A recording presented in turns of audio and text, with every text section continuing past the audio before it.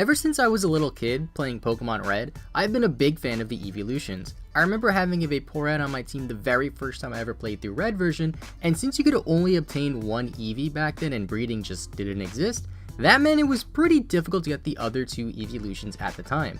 Once we received the Generation 2 games and I first saw the two new evolutions in Espeon and Umbreon, they quickly became some of my favorite Pokemon, which seems to be the case for a lot of Pokemon fans as well, as the evolutions are very popular Pokemon. I used to play through Pokemon Stadium 2 using only Espeon and Umbreon, even though I preferred Espeon. I just thought Umbreon was still cool at the time. Then in Generation 3, there was even a trainer with the shiny Espeon in the Battle Tower in Leaf Green, and although people criticized Espeon's shiny sprite, I was always extremely jealous of this trainer. Moving on into Generation 4, and this is where I first got into competitive Pokemon, so of course I tried to use Espeon on my team as it was one of my favorite Pokemon. Sadly, Espeon really wasn't all that great in Generation 4, but luckily Espeon got much better in Generations 5 and 6, peaking at OU in Generation 5. Unfortunately for Espeon, it slowly declined to RU, which is where it currently stands in Generation 7. In this video, we'll be discussing what happened to Espeon since its release, as it was able to move all the way up to OU and then decline all the way back down to RU, which currently stands in Generation 7. I truly believe that Espeon is actually a pretty decent Pokemon that should definitely be used more competitively.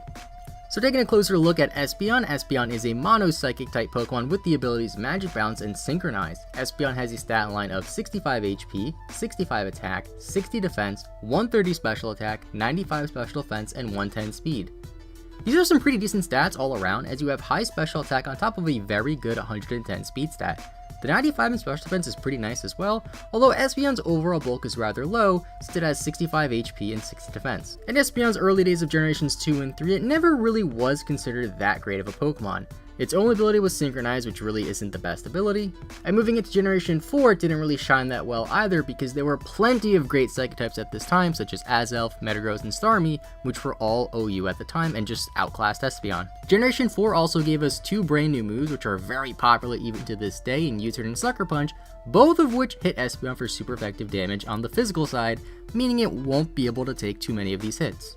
The main issue with Espeon at this time was it didn't really do anything that any other Psychic types at the time couldn't do.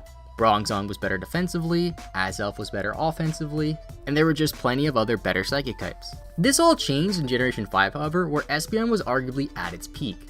Espeon along with Xatu were the only two Pokemon to gain the hidden ability Magic Bounce, which bounces back certain non-damaging moves such as Toxic, Spikes, and most importantly, Stealth Rocks. This caused both Espeon and Xatu to rise in usage a little bit, with Espeon being as high as OU at the time.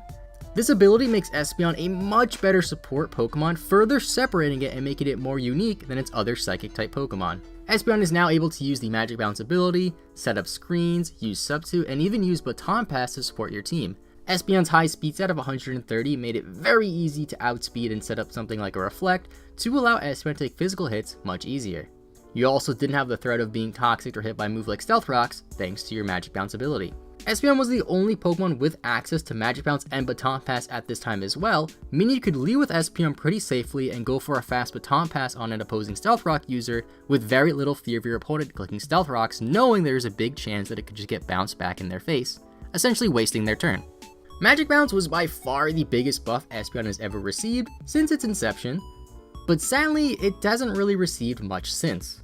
Espeon fell down to UU in Generation 6 largely due to the overall power creep within Pokemon at this time. We had strong Mega Pokemon introduced such as Mega Scizor, Mega Absol, and Mega Beedrill, which could handle Espeon pretty easily. The Dark-type move Knockoff also received a pretty significant buff at this time as well, having its damage increase from 20 to 65, as well as doing a 1.5 damage bonus if the target is holding an item that can be removed. Knockoff is one of the most popular moves in Pokemon even to this day, which really hurts Espeon.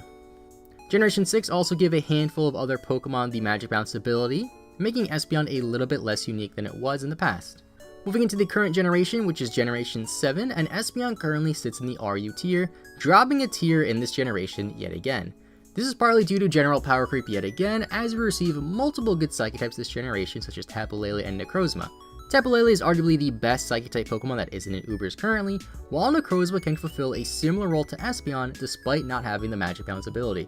Necrozma has some similar support options as well as access to Stealth Rocks and much better bulk thanks to its ability Prison Armor, which reduces the damage it takes from super effective moves. Necrozma is also a little bit more versatile than Espeon, as it can set it with moves like Autonomize, be physical or special, and use Z moves a lot better than Espeon could thanks to Necrozma's move pool. Baton Pass did also get banned in Generation 7, which hurt Espeon a little bit more as well. All of these reasons are why Espeon fell all the way down to RU in Generation 7, despite being once OU in the past. Espeon is still a great Pokemon in my opinion, however, as it can still be used as a pretty good support option for your team if you can fit it in nicely. Espeon is a Pokemon I've used a lot in the past, and I hope that you guys try out using it if you haven't used it before.